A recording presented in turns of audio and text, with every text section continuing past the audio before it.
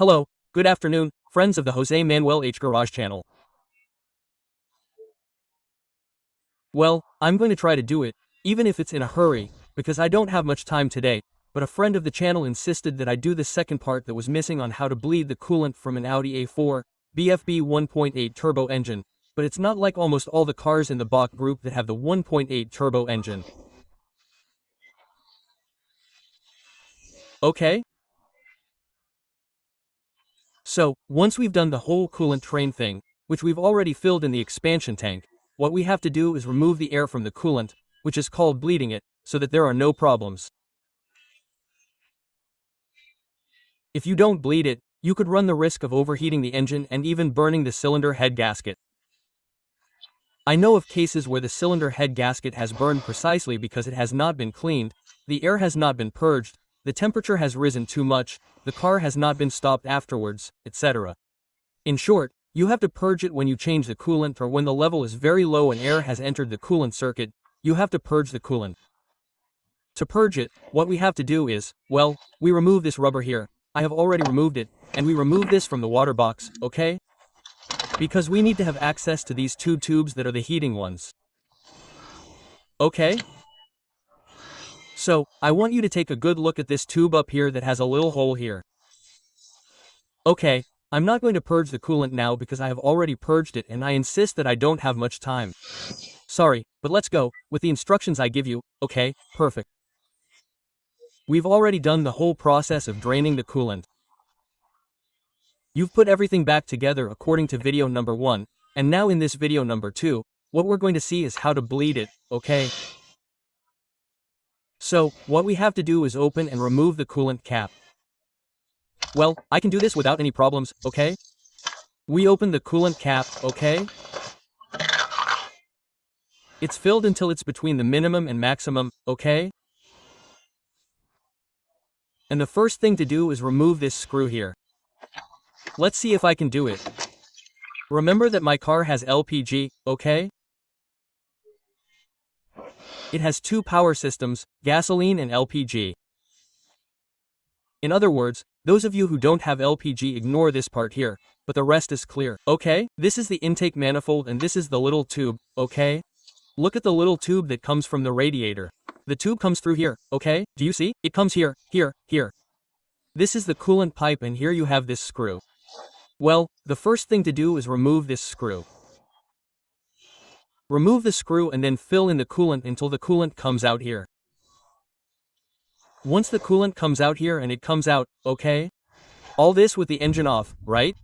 No, the engine doesn't have to be running yet, okay? We're talking about the engine off now.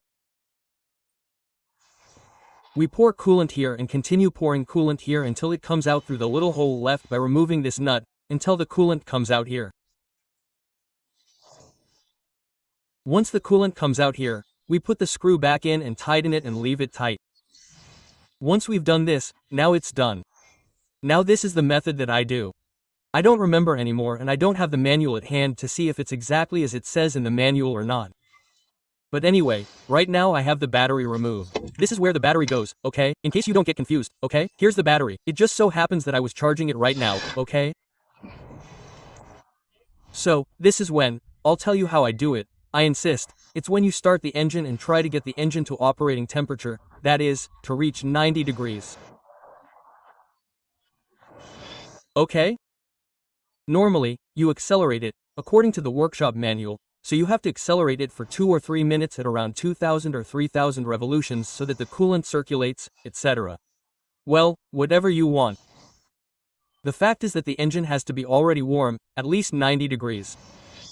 And then what you have to do is quite simple, okay? Once, I insist, the coolant has come out here, the next thing to do is the heating pipes here. In this one up here, you just have to work on this one up here. You see that it has a little hole here, you see that it has the little hole, okay? So what we have to do is use pliers or the corresponding wrench to remove this clamp. We remove the clamp, we move it back so that it can move, okay?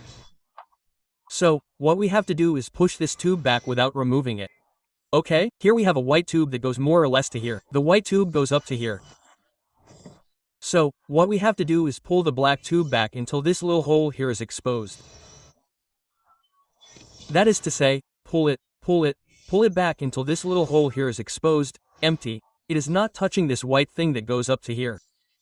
Okay, I'm explaining myself a little badly today because I want to explain it and I'm explaining it badly, but I think you can understand me. You have to take it all the way here, so that it's exposed, but this tube has to continue. I mean, this part here, you see, from the little hole over there, it has to be in contact with the white part. I mean, you don't have to take it all the way out, okay?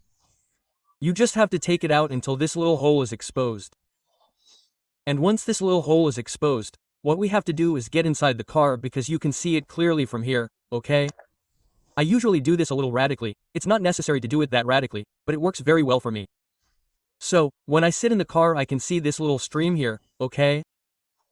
Since it has a small hole, I usually set it to 2000 or 3000 revolutions per minute, or better yet 2000, until the engine is very hot and I see water coming out of here. When water comes out of here, all the air has already escaped from the circuit. At that moment, when we see the coolant coming out of here, we put this duct back in, put the clamp back in, and the coolant would be purged. According to the workshop manual, what I'm telling you about removing the duct is not necessary. What the workshop manual says is that you first add coolant, open this here until the coolant comes out of here. Then you close it, open this here, leave it exposed to the air, and keep adding coolant until the coolant comes out of here. I've tried to do it 1000 times, and without the engine being hot and accelerating or anything like that, the coolant never comes out. Instead, with the engine running, with the engine hot, there comes a time when it reaches a certain temperature and, wow, the coolant comes out here. Okay, so when it comes out here, we close it, we put it in, we add more coolant because, of course, with all that, the coolant level has dropped a little.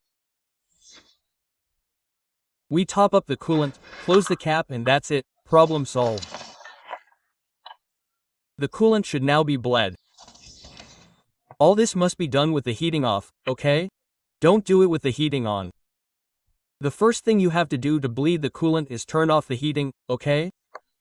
Remember to turn the heating off.